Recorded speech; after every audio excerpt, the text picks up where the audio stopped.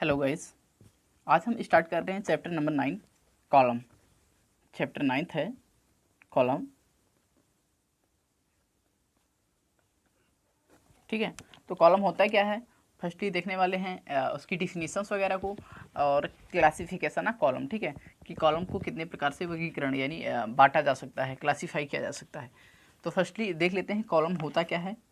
Column होता है compressive member होता है, वर्टिकल कंप्रेसिव मेंबर होता है, और सेकंड चीज़ इस पर एक्सियल लोड एक्ट कर रहे होते हैं। ठीक है, ये किसको कैरी करता है? एक्सियल लोड को। ठीक है, जनरली एक्सियल लोड को कैरी करता है। तो कॉलम देख लेते हैं होता क्या है। कॉलम मीन्स होता है स्तंभ। ठीक है, स्तंभ। कॉलम होता है vertical compressive member. Vertical compressive member होता है।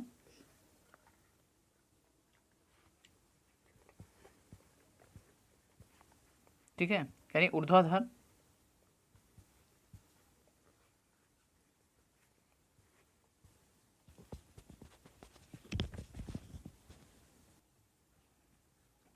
संपीड़न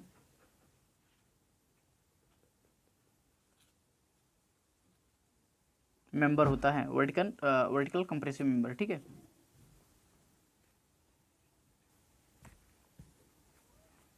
जो कि जनरली एक्सियल लोड को कैरी करता है। ठीक है, कैरी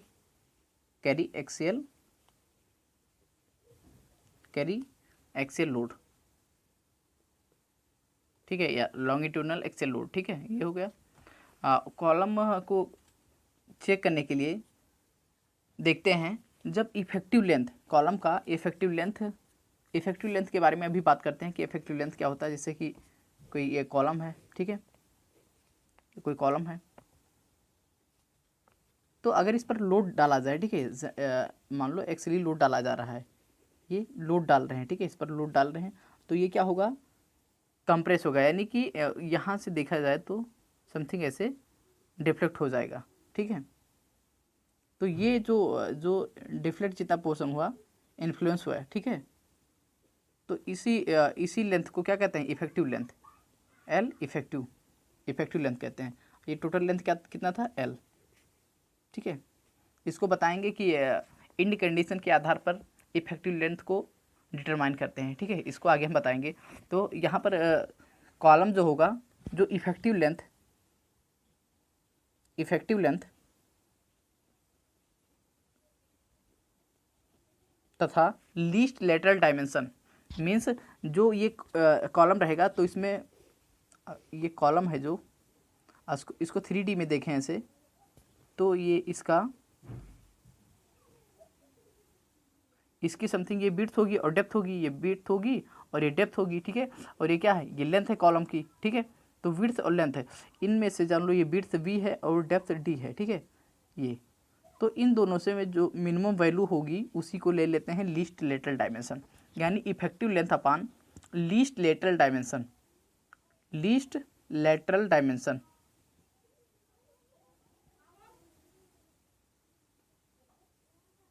यानी कि effective length upon least lateral dimension अगर ग्रेटर देन 3 होगा तो इसको बोलेंगे कॉलम। ठीक है, इसको क्या कहेंगे? कॉलम। कॉलम यानी स्तंभ। यदि least effective length upon least lateral dimension greater less than 3 है, यदि effective length upon least lateral dimension अगर लेस देन 3 है तो क्या होगा? ये होगा पेडिस्ट्रल। ये कॉलम है, ये क्या होगा? पेडिस्ट्रल मीन्स चौकी। ठीक है, मीन्स चौकी। यानी कि ये दोनों वर्टिकल मेंबर होते हैं। दोनों ये जो कॉलम को देख लिया और पेडिस्टल को देख लिया, ये दोनों वर्टिकल कंप्रेसिव मेंबर होते हैं जो कि एक्सियल लोड को कैरी करते हैं। ठीक है, एक्सियल लोड को कैरी करते हैं। लेकिन जब effective length upon least lateral dimension का वैल्यू ग्रेटर देन 3 होगा, यानी इफेक्टिव लेंथ को लीस्ट लेटरल डायमेंशन से डिवाइड करेंगे तो इसकी वैल्यू ग्रेटर देन 3, अगर 3 से ज़्यादा आ रही है तो कॉलम होगा, ठीक है। अगर 3 से कम आ रहा है, 3 से कम आ रहा है तो इसे कहेंगे पेडिस्ट्रल, ठीक है, यानी दोनों वर्टिकल कंप्रेसिव मेंबर होंगे। सेकंड चीज़, अगर हॉरिजॉन्टल कंप्रेसिव मेंबर या इंक्लाइंड मेंबर होता, अगर हम बात करते हैं कि अगर हॉरिजॉन्टल कंप्रेसिव मेंबर होता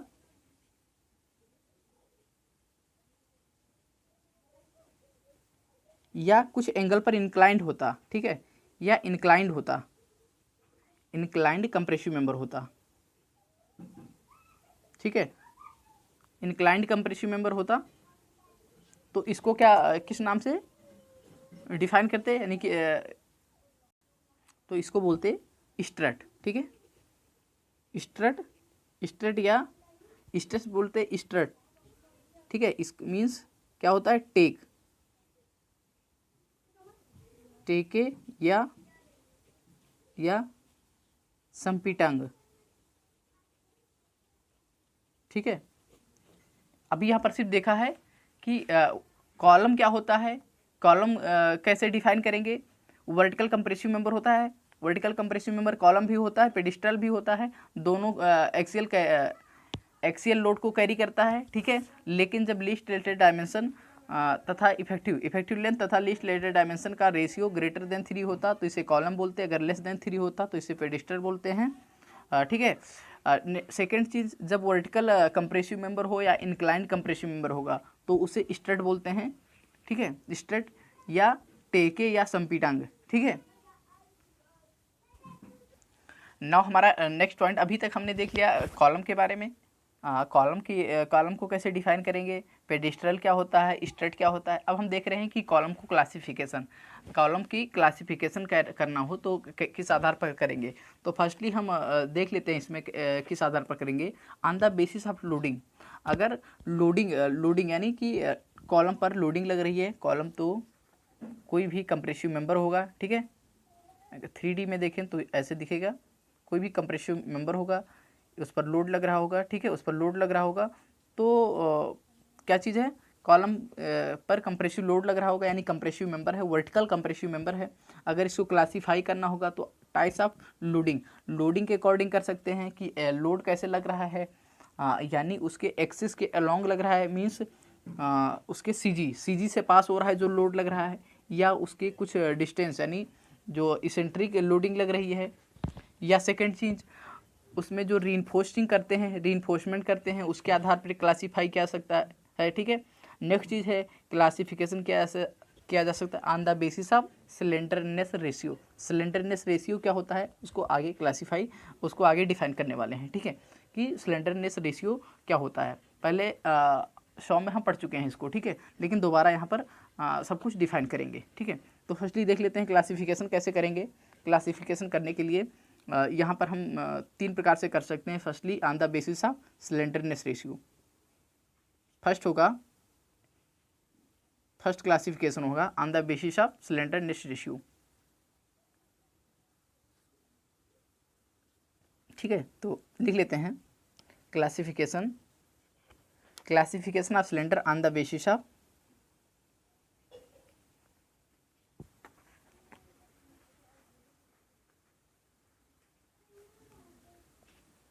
based on slenderness ratio, based on slenderness ratio। Slenderness ratio के आधार पर डिफाइन करेंगे शॉर्ट कॉलम और लॉन्ग कॉलम। इसमें on the basis of slenderness ratio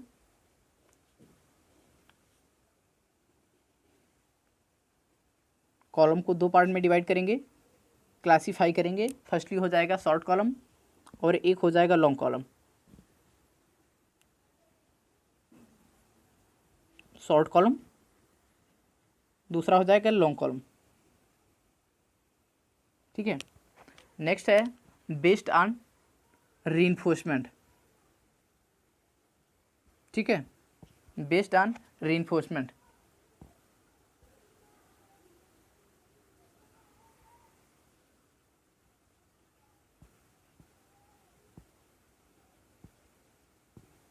reinforcement, ठीक है, यानी परवलन के आधार पर। इसको भी दो बार दो टाइप से क्लासीफाई करेंगे। पहला हो जाएगा tie column, tie column. Second हो जाएगा स्पाइरल कॉलम। नेक्स्ट है on the basis of loading, based on loading, loading के आधार पर क्लासिफिकेशन किसका, कॉलम का। Based on type of loading,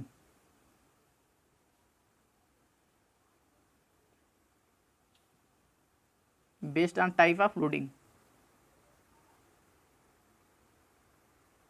ठीक है, तो बेस्ड ऑन लोडिंग के आधार पर भी दो प्रकार के डिफाइन होगा, यानी क्लासीफाई होगा।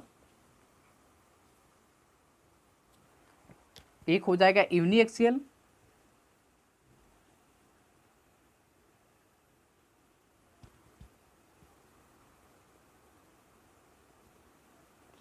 एक हो जाएगा बाई एक्सियल लोडिंग या इसेंट्रिक लोडिंग।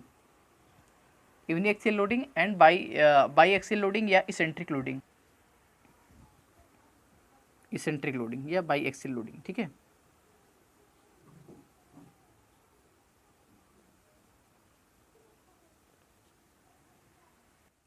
ठीक है, तो ये क्लासिफिकेशन ऑफ कॉलम हो गया। एक प्रकार से और भी इसे क्लासीफाई कर सकते हैं on the basis of cross section shape. ठीक है, यानी कि शेप के आधार पर, यानी कि आकृति के आधार पर भी क्लासीफाई कर सकते हैं on the basis of cross section. जैसे कि रेक्टेंगुलर होगा, स्क्वायर होगा, सर्कुलर होगा, हेक्सागन होगा, ठीक है, या ऑक्टागन होगा। तो एक on the basis of classify कर सकते हो on the basis of, next classification कर सकते हो on the basis of cross section. ठीक है, तो उसको यानी वो सब में क्या कहते हैं, मिक्स रहेगा। ठीक है, परवलन करेंगे तो परवलन मीन्स ऐसे होगा, टाई कॉलम में मान लो हो सकता है रेक्टेंगुलर कॉलम हो सकता है सर्कुलर कॉलम हो। ठीक है, तो वो सब में कॉलम कॉमन रहेगा। तो on the basis of next classification हम यहीं पर डायग्राम द्वारा देख लेते हैं सबका क्लासिफिकेशन, यानी on the basis of shape या क्रॉस सेक्शन। नेक्स्ट क्लासिफिकेशन कर सकते हैं ऑन द बेसिस ऑफ या बेस्ड ऑन क्रॉस सेक्शन या based on shape, based on cross section, based on cross section. ठीक है, यानी या शेप, आकृति के आधार पर कैसे क्लासीफाई कर सकते हैं कॉलम को। ठीक है, उसको देख लेते हैं। फर्स्टली अगर ये स्क्वायर है, यानी कि जो क्रॉस सेक्शन, ये क्रॉस सेक्शन, यही क्रॉस सेक्शन है जो कि ये अगर हम देखें कट करके किसी कॉलम को,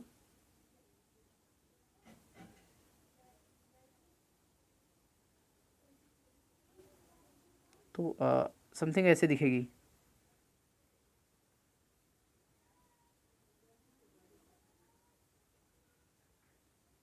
ठीक है, तो ये क्रॉस सेक्शन देख रहे हैं, यानी कि ये मान लो विड्थ है और ये डेप्थ है, और ये क्या होगा, कॉलम की लंबाई होगी L। ठीक है, तो इसी क्रॉस सेक्शन को देख रहे हैं, ये शेडेड पार्ट ऊपर वाले को।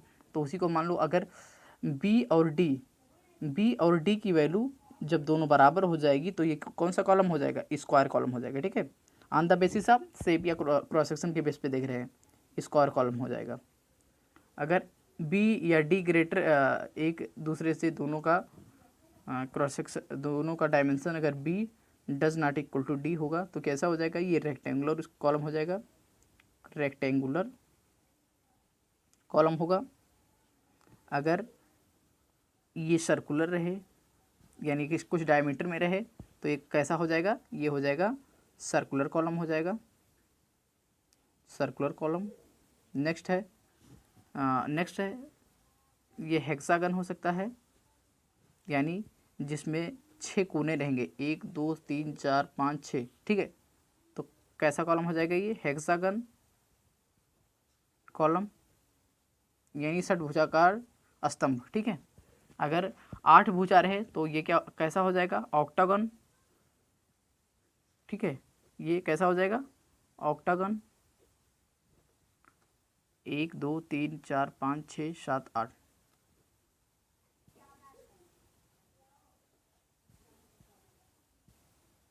ठीक है, on the basis of shape देख लिए, स्क्वायर देख लिए, रेक्टेंगुलर देख लिए, सर्कुलर देख लिए, हेक्सागन देख लिए, ऑक्टागोनल देख लिए, ठीक है।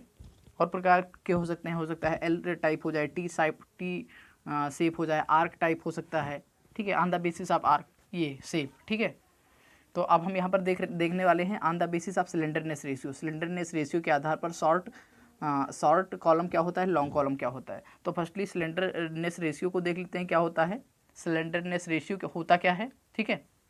तो यहाँ पर देख लेते हैं सिलेंडरनेस रेशियो क्या क्या होता है। Cylinderness ratio it defined, it is the ratio of l effective upon r minimum, ठीक है।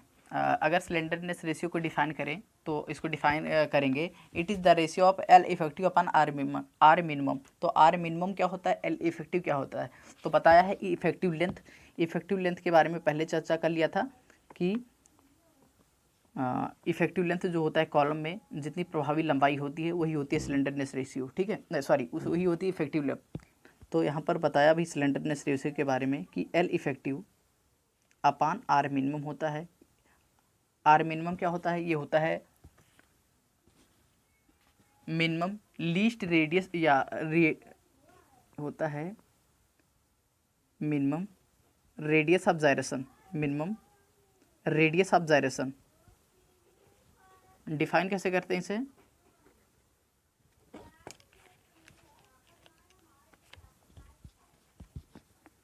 आर मिनिमम होता है आई बाई ए, आई मिनिमम अपान ये, यानी कि आई मिनिमम होता है मोमेंट ऑफ इनर्शिया, यानी मिनिमम मोमेंट ऑफ इनर्शिया। आई क्या होता है, अगर रेक्टेंगुलर है तो आई होता है b d cube by 12, b d cube by 12। अगर अगर सर्कुलर क्रॉस सेक्शन है तो आई होगा पाई बाई 4, पाई डी के पावर 4 अपॉन 64, पाई डी की पावर 4 अपॉन 64, ठीक है।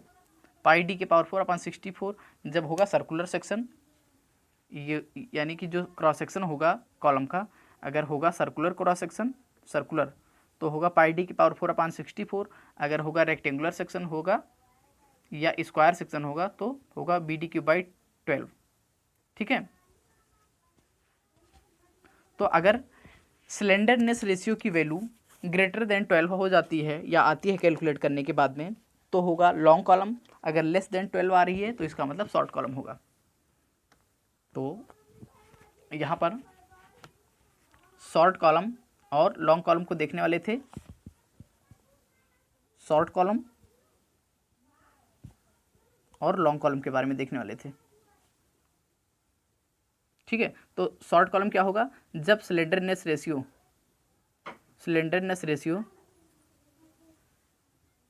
की वैल्यू लेस देन 12 होगी तो शॉर्ट कॉलम होगा, अगर ग्रेटर देन 12 है तो लॉन्ग कॉलम होगा, ठीक है।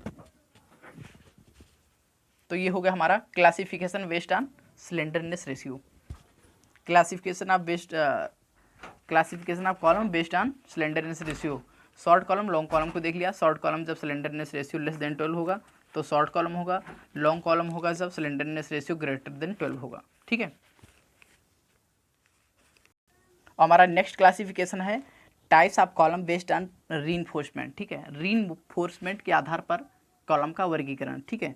तो सेकंड क्लासिफिकेशन है classification of column based on reinforcement, classification of column based on reinforcement,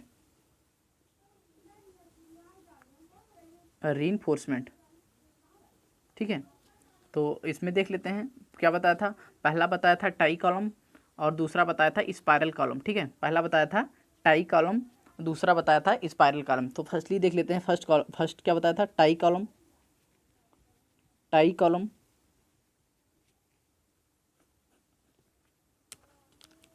मान लेते हैं ये हमारा कॉलम है, ठीक है, ये कॉलम है, ठीक है, ये कॉलम है और इसमें मेन रीइंफोर्समेंट अगर प्रोवाइड करें, मेन रीइंफोर्समेंट देखें तो ऐसे लॉन्ग यानी लेंथ के अलॉन्ग ही डालेंगे ना रीइंफोर्समेंट, ऐसे ही तो डालेंगे, ठीक है।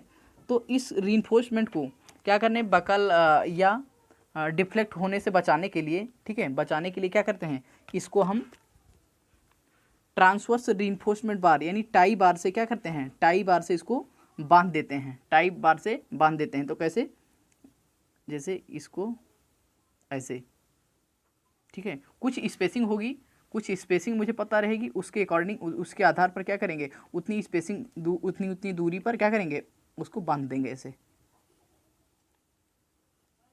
ऐसे बांधेंगे, ठीक है। अगर इसको 3D व्यू में देखें तो ये हमारा मान लो कॉलम है, ठीक है, ये हमारा कॉलम है, तो इसमें रीइंफोर्स्ड करा गया है, या ये मेरा कॉलम है, ये जो ब्लू कलर का है ये रीइंफोर्स्ड करा गया है, ठीक है। और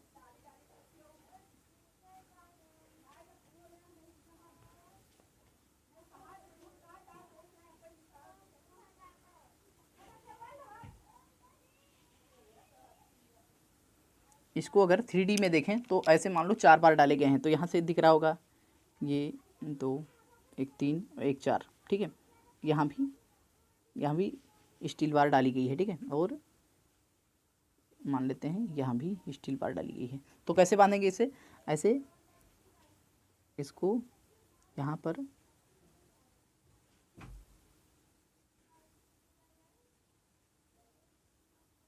यानी ये है, ये क्या है, ये टाई बार है, वही चीज़ ये है, ठीक है। इसको 2D में देख रहे हैं तो ऐसे दिख रहा है, यानी इसकी जो ये डिस्टेंस है, ये क्या है, स्पेसिंग है, स्पेसिंग है, ठीक है। ये क्या है, ये मेन बार है, ये है मेन बार। ये क्या है, ये टाई बार है, ये है टाई बार, ये टाई बार है ये, ठीक है। और ये मेन बार है, ये स्पेसिंग है किसके बीच के में, टाई बार के जो उसको स्ट्रेंथ बढ़ाने के लिए कि बकल ना हो जाए, या ठीक है, तो इसको बचाने के, इसको बांध के रखने के लिए क्या करते हैं, टाई बार से बांधते हैं। तो टाई बार से टाई बार के बीच की दूरी को स्पेसिंग, यही स्पेसिंग देखे हैं, ठीक है। इसको हमने देखा है 3D व्यू में एज्यूम करा है, ठीक है, कि ऐसे देखा है कि हाँ ये 2D में देख लिया है। अगर इसको टॉप व्यू से देखें, टॉप व्यू से देखें तो कैसा दिखेगा, यहाँ पर रेक्टेंगुलर बार ही मान रहे हैं, ठीक है। ये मान लो ये आउटर सरफेस है या आउटर ये कॉलम है, ये टॉप व्यू है, और ये रीइंफोर्स्ड करा गया है, ये और ये रीइंफोर्स्ड करा गया है, यानी 4 बार डाले गए हैं। यहाँ पर कितने बार दिखाए गए थे, 1 2 3 4, तो वही चारों बार को यहाँ पर दिखाए रहे हैं। तो ये 4 बार ये डाले गए हैं, और इसको बांधा गया है ये टाई बार से,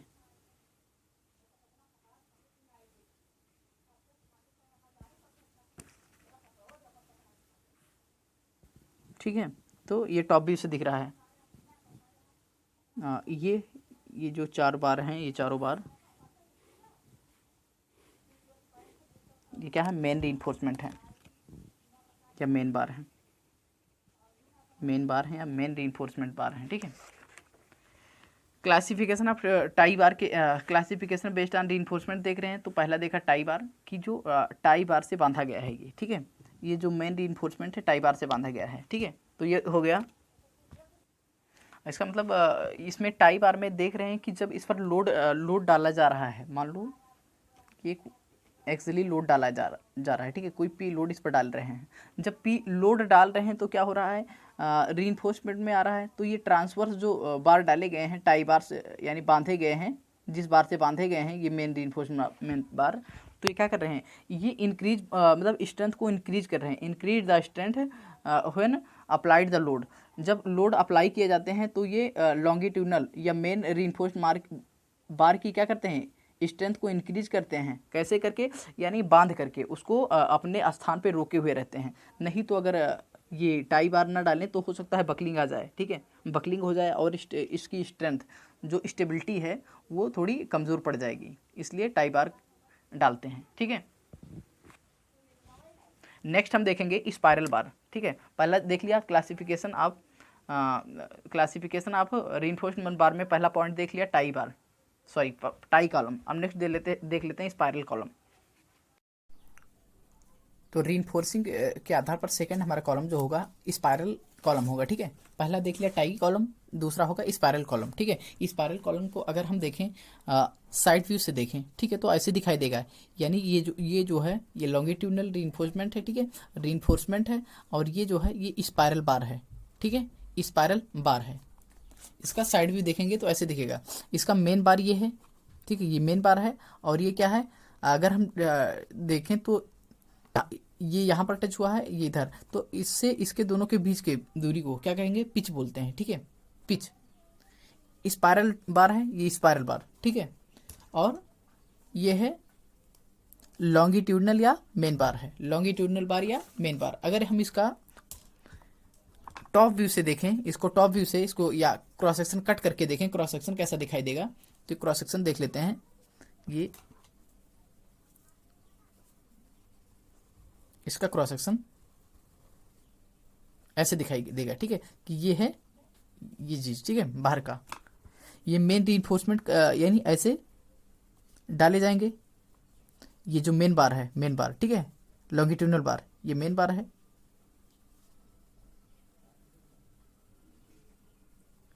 मेन बार। इसको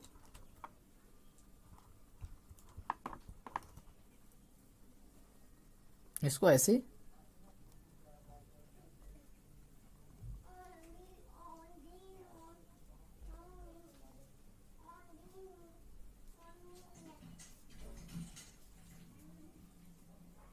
ये होगा, ठीक है, यानी कि मेन बार ये होगा, सॉरी ये मेन बार होगा, ये क्या होगा, ये मेन बार होगा, जो ये बार है मेन बार या लॉन्गिट्यूडनल बार होगा, ठीक है, मेन बार या लॉन्गिट्यूडनल बार होगा। और जो ये बार है ये कौन सा है, ये स्पाइरल बार, स्पाइरल बार, ठीक है, ये स्पाइरल बार है, ये जो बाहर से घेरा हुआ है, ठीक है, ये ऐसे करके रहेगा, ठीक है, ये इसको लॉन्गिट्यूडनल बार को क्या होगा, बांधे हुए होगा, यानी कि देखें तो ऐसे रहेगा, ठीक है, यानी कि ऐसे घेरे हुए, ठीक है, ऐसे ही घेरे हुए, ठीक है, ये होगा। इसमें जो कंक्रीट होगा, ये कंक्रीट जो भरा रहेगा इसे बोलते हैं core concrete, core means concrete भरा रहेगा, कोर कंक्रीट। जो कंक्रीट रहता है स्पाइरल के अंदर, कंक्रीट स्पाइरल के अंदर, यानी इस स्पाइरल के अंदर रहेगा कंक्रीट, वो फेल नहीं होता है, ठीक है, यानी कि क्या होता है स्पाइलिंग, यानी कंक्रीट का जो टूट टूट के गिरता है वो साइड का, यानी ये जो होता है कवर के, यानी जो कवर प्रोवाइड करा जाता है उसमें से जो कंक्रीट यानी जो टूट टूट के गिरता है, इस पार्ट का गिरता है, ये तब दिखने लगती है, ये रीइंफोर्समेंट बार दिखने लगती है, ठीक है, यानी अंदर का ये कंक्रीट फेल नहीं होता है, बाहर का ही अगर फेल होता है तो होता है जो कि टूट टूट के गिरता है, तो हमें ये रीइंफोर्समेंट दिखने लगती है बार, ठीक है। तो अभी क्या बताया, स्पाइरल बार के बारे में देख लिया, स्पाइरल बार कौन से होते हैं, ठीक है, मीन्स जो जब ये किसी लॉन्गिट्यूडनल बार, यानी जब लॉन्गिट्यूडनल बार को हैवली बार या जो स्पाइरल बार है घेरे हुई होती है चारों तरफ से, ठीक है, तो ऐसे कॉलम, जो इस कॉलम को बने हुए कॉलम को क्या कहते हैं, helical spiral column, helical spiral, ठीक है, यानी स्पाइरल कॉलम कौन से होते हैं, जो कि जो स्पाइरल जो लेटरल बार को या मेन बार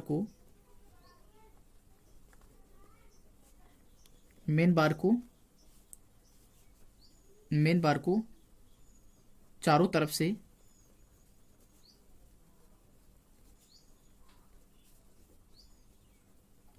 हैवीली रैप्ड या घेरे हुए होती है या बांधे हुए होती है, ठीक है,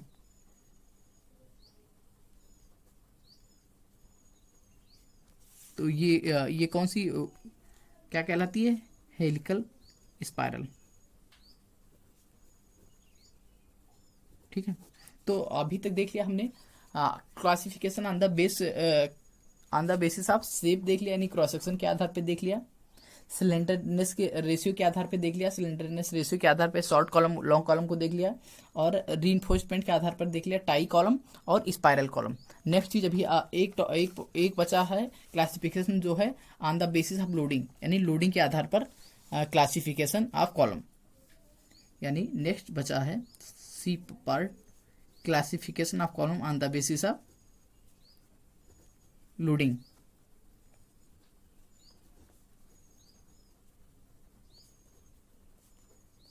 classification of column on basis of loading. ठीक है, लोडिंग के आधार पर कॉलम का क्लासिफिकेशन। ठीक है, तो उसमें पहला देखा था एक्सियल लोडिंग या यूनी एक्सियल लोडिंग। ठीक है, यानी एक्सिस के अलोंग जो लोड लग रहा है। ठीक है, पहला था यूनी एक्सियल लोडिंग, दूसरा था इसेंट्रिक लोडिंग। ठीक है, इसेंट्रिक लोडिंग, इसेंट्रिक लोडिंग था। पहला था यूनी एक्सियल लोडिंग, दूसरा था इसेंट्रिक लोडिंग। देख लेते हैं दोनों को डायग्राम द्वारा समझ लेते हैं। जैसे कि मान लो क्रॉस सेक्शन जो था, यानी मान लो रेक्टेंगुलर कॉलम है। ठीक है, अगर इसके यहां पर लोडिंग आ रही है, यानी कि इसके सेंटर पे लग रही है लोडिंग। ठीक है, कोई पी लोड लग रही है। इसका अगर हम टॉप व्यू देखें तो ये है, यानी b/2 d/2 ये है। मान लो ये विड्थ है b, ये डेप्थ है d, तो इसके d/2 पर तथा इधर से b/2 पर ये जो लोडिंग लग रही है, यहाँ पर लोडिंग लग रही है। ये जो लोड p है ये लग रही है, ये जो लोड p दिखा है ये p लोडिंग लग रही है ऐसे सेम। ठीक है, तो ये हो जाएगा कैसा, ये हो जाएगा एक्सियल लोडिंग। ठीक है, एक्सियल लोडिंग। सेकंड हो गया इसेंट्रिक लोडिंग, यानी इसके सेंटर से ये मान लो कॉलम है। ठीक है, रेक्टेंगुलर कॉलम है, तो इसकी जो ये b/2 और d/2 था, इसके ये जो सेंटर है इससे थोड़ा हटके लग रहा हो। ठीक है, मान लो यहाँ पर लग रहा हो लोडिंग, यहाँ पर कोई p लोडिंग लग रही है, p लोडिंग लग रही है, यानी कि इसके कुछ डिस्टेंस दूर, यानी ई डिस्टेंस दूर हो, तो इसे कहेंगे इसेंट्रिक लोडिंग। ठीक है, इसका हम टॉप व्यू देखें तो ये होगा,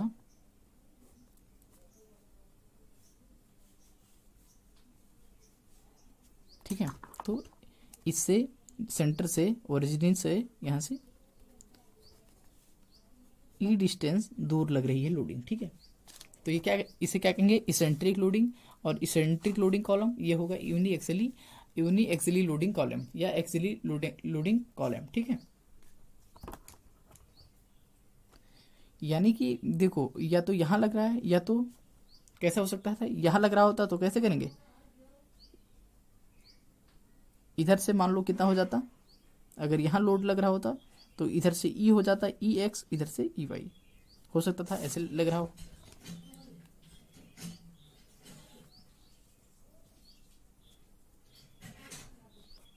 तो ये यूनिएक्सियल है, यानी किसी एक एक्सिस पर क्या होता है, किसी एक एक्सिस के या सीजी से पास हो रहा है जो लोड लग रहा है। ये है कि किसी ई एक्स या ई वाई, इधर से अगर देखें वाई डिस्टेंस पर तो ई वाई यहाँ पर लोडिंग लग रही है, जैसे कि यहाँ पर लग रही है लोडिंग। ठीक है, कहाँ पर लग रही है, किसी एक्सिस से हटके लग रही है, यानी यहाँ लोडिंग लग रही है।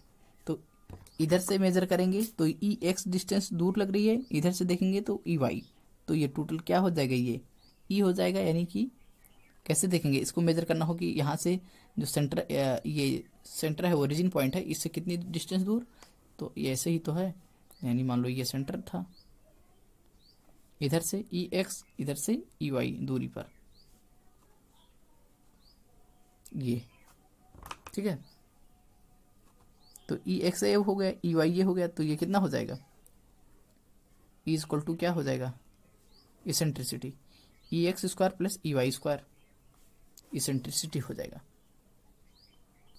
मोमेंट देखें इन एक्स डायरेक्शन में तो क्या हो जाएगा, मोमेंट इन एक्स डायरेक्शन कितना होगा, लोड इनटू ये distance, force into perpendicular distance, यानी ये लोड लग रहा है, जो फोर्स लग रहा है P, या लोड लग रहा है into distance, perpendicular distance x, यानी यहां से देखेंगे x इंटू ई एक्स। सेम जब मोमेंट देखें इन y डायरेक्शन में तो कितना होगा, P इंटू ई वाई। ठीक है,